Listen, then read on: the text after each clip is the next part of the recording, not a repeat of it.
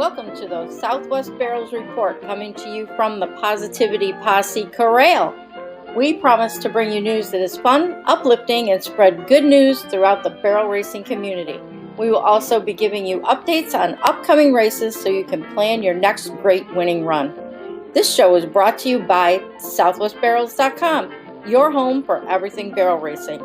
Now here's your host, Vinny O'Hare. You know, that guy from New York City that took like 1 million photos of barrel racing last year while battling dehydration and sunburn? Take it away, Vinny.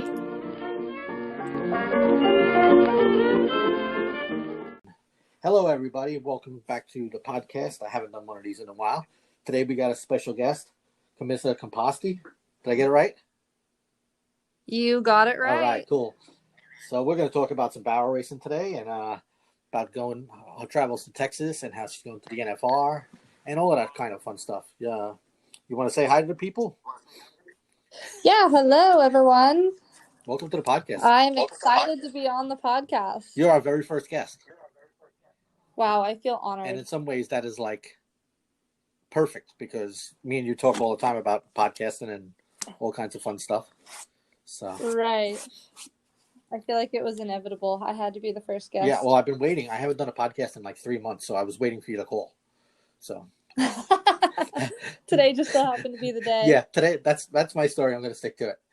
So awesome. So I was following you on Facebook, and I watched you travel to Texas and to go to Waco and all of that stuff. And I enjoyed your videos. I enjoy watching barrel racing videos. I don't care if you knock down a barrel or whatever. To me, barrel racing is, that's going to happen. You're gonna knock down a barrel, so you might as well show the videos. So yeah, absolutely. I know. I feel for people that don't want to share those videos, but there's a lot you can learn from those. Those runs. I totally agree. There's something to be said for, and there's something to be said for posting the good with the bad. I mean, we always see people's good runs. It's good to see that other people are struggling too. Yeah, exactly. So yeah. So you went down to Texas, and how long is that drive? I did. So from Aptos, California, which is where I live now, it is 26 hours. Granted, that's without a horse trailer. It probably ended up taking me about 32 hours. Wow. It was long. I was fortunate, though. I was able to break it up. I went to Cave Creek for a few days. So that's 12 hours from here. So I buzzed down to Cave Creek, Arizona, stayed there a couple days, and then I went from Cave Creek to 18 hours. So it was a long drive, but it was so much fun. My best friend drove down with me. We basically sang all the way from like 80s country to new country. I love it. We're running out of things to listen to. How much that cost you gas? That must be a fortune.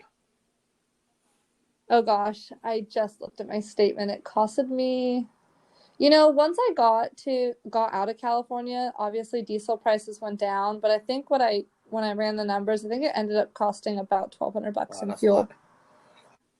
Yeah, it was expensive. We towed a trailer from New York to Arizona when we first went there, and I was towing a trailer in like 70 and 80 mile an hour winds, and it was like I had to get off every other exit to get gas. It was like the craziest thing ever. Oh, I'm sure. Yeah. We hit some wind on the way there through New Mexico, and you just watch the fuel gauge just plummet. yeah, I feel you in that one. Yeah, but I don't know how anyone else feels, but I love driving.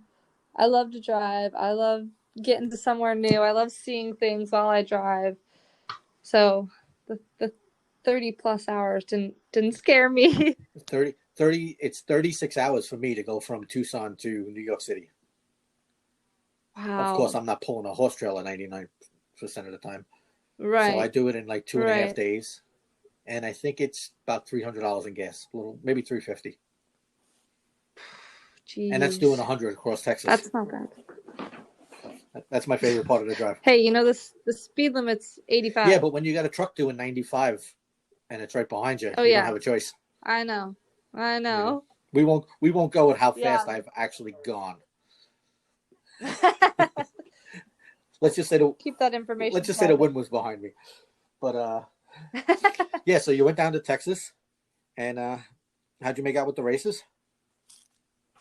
So it was good. Thursday night they have an all girls rodeo warm up race. I ran my big horse Fame, and he um did well. He was just out of placing, but he did well nonetheless. And I actually ended, like I said, I brought 3 horses, so I ran all 3 horses in the open race, and then I ran my good horse Tico in the permit holders race. And we hit a barrel the first day, which costed us making the short go, which is okay though. Still won checks in the open on all 3, so that was really That's good. cool. Yeah, it was good. It was a really good. All the horses worked well. I can't complain. You needed the checks to pay for gas. Yeah, I just about brought home what I spent in gas.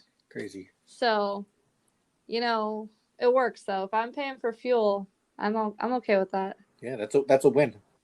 Break even, especially Yeah, going for that far. sure. Yeah, because I definitely could have came home empty-handed. Yeah. Yeah, so overall it's a really good experience. Texas is amazing. I was telling everybody I want to move to Texas after that trip. I love Texas. People laughed at me. They're like you won't be able to handle the humidity. I'm like, if I can handle 120-degree heat in Arizona, I can handle humidity. Without a doubt. So you did some other fun stuff while you were down there. You went to I did. Magnolia Farms. Yeah, that was so fun. I'm so jealous. Chip and Joanna just created like the coolest sense of community in Waco. So we went to the Magnolia Farms, which is like their breakfast or brunch spot. And the food was incredible. The atmosphere is so cool. And then we went over to their silos, which is where they have essentially like a compound. They have like a huge shop. And then it's got like a fake lawn area where they have toys and balls to kick and beanbag chairs to sit on. It's just like a super cool family orientated environment. And then around that area, they have food trucks set up. So it's like you can eat, hang out. They have a stage where they do live music. It's a really cool place. That sounds awesome. I'm so jealous. Yeah. I want to go there now. Yeah, it's like definitely somewhere you need to go. They show it on TV, but they only show it in like little spurts, so you don't exactly know all of the stuff that's there. Right. Yeah, it's really cool. It's really cool. They have like a fresh garden. They have a garden shop where you can purchase stuff. It's all really cool. When we were looking for places in Tucson, we were looking at land, and I seen a place that was 55 acres, and I was actually thinking about buying it and building like an old Western town, and old like fake facade where you can do pictures and photography and all that stuff. And I was thinking the same thing. You could bring food trucks in, and you don't have to build permanent structures really. Right, just like a compound. Just like a little compound. Maybe put a little food ranch or something. Yeah, that's so cool. That would have been cool. Yeah, well, it's still in the back of my mind. It's not off the table. Every time I drive up to Las Vegas, I see all that empty land, and especially I think it's Christmas, Arizona, something like that. The whole town is for sale. Oh gosh, really? Yeah, the whole town is for sale for like $180,000. It's got like four stores and an old general store and stuff like that. So you'll have to look for it on your way to Las Vegas because I know you're heading there. I am. And once again, I'm jealous. Spontaneously entered the all-in barrel race, which just so happens to be during the NFR, so I'll get to spend a little time at the NFR. That is so awesome. Yeah, it's going to be so cool. Have you ever gone to the NFR? No, I haven't. And don't be surprised if I hop on a plane from New York to Vegas because flights are like $49. They got like honestly, super cheap flights. I'll strongly encourage that. I am going to the PBR. I think that's coming here in January in Madison Square Garden. Oh, awesome! Watch the Bulls. I did that last year in Vegas and I enjoyed it.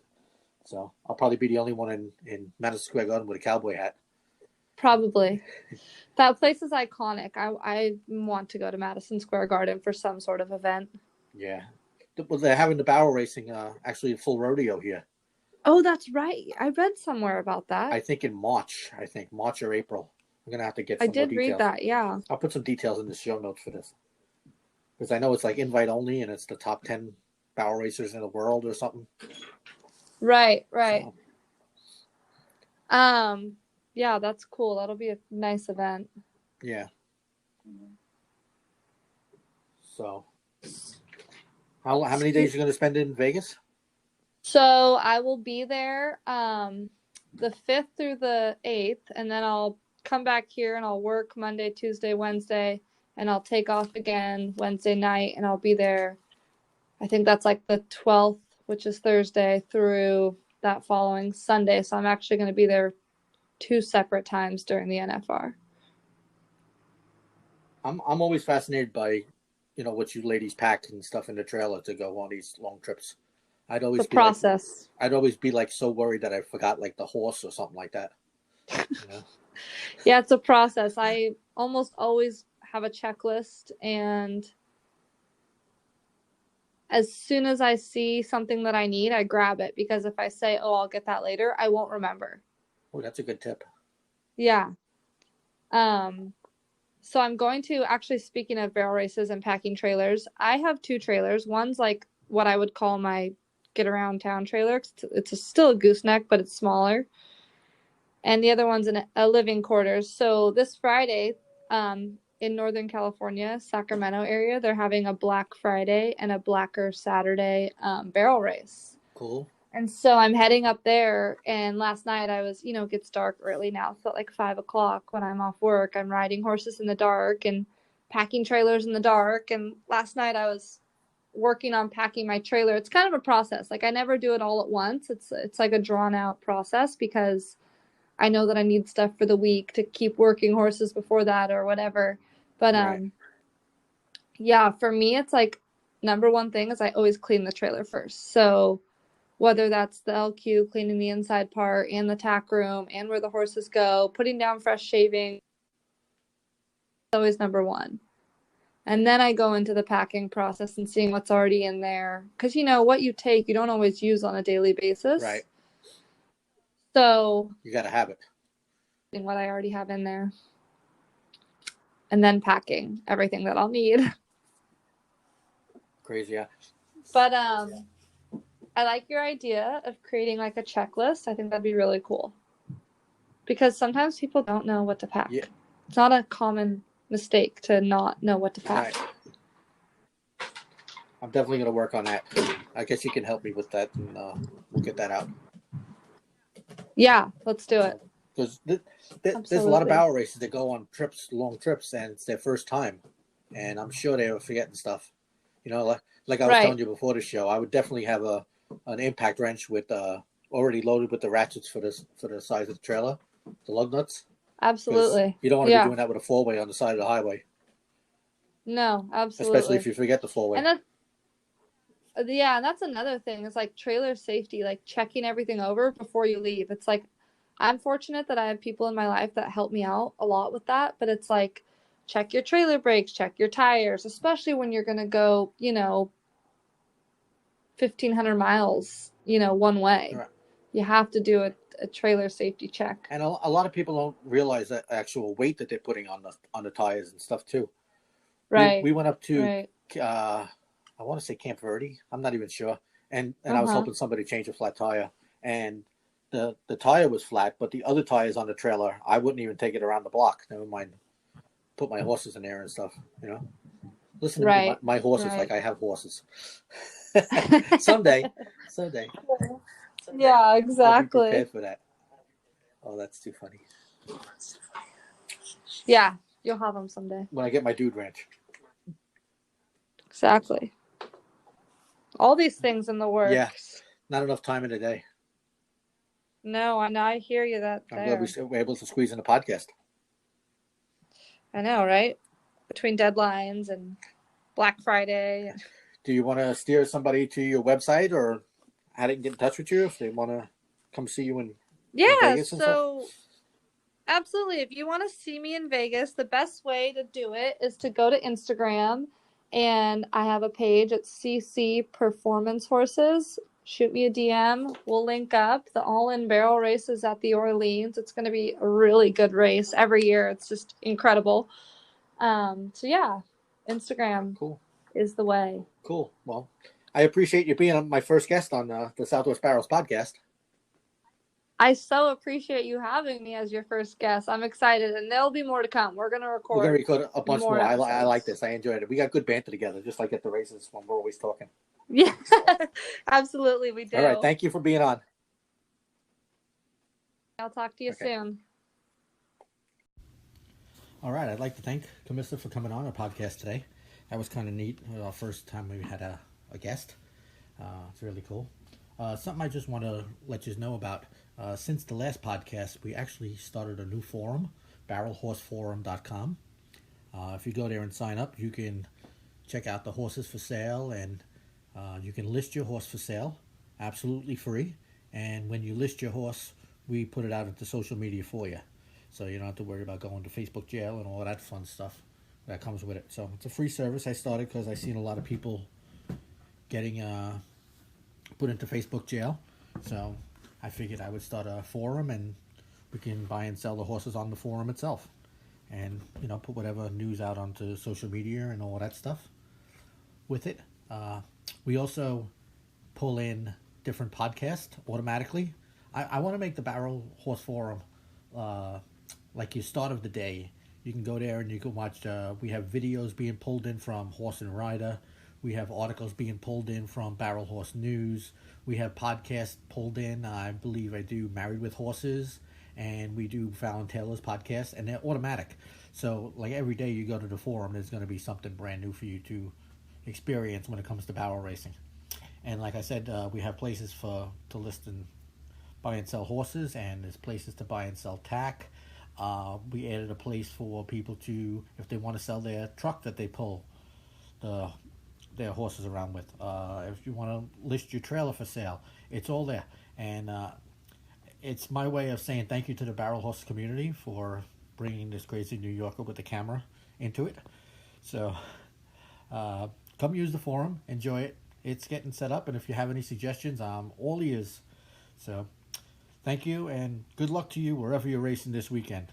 I know there's a big race up in Queen Creek, Friday, Saturday, and Sunday. If you can go up to Queen Creek, Arizona, and do Queen Creek Barrel Racing Association on Facebook, I'm sure they'd appreciate you showing up. All right, thank you. The podcast you just heard was made using Anchor. Ever thought about making your own podcast? Anchor makes it really easy for anyone to get started. It's a one-stop shop for recording, hosting, and distributing podcasts. Best of all, it's 100% free. Sign up now at anchor.fm/new. That's anchor.fm/new to get started.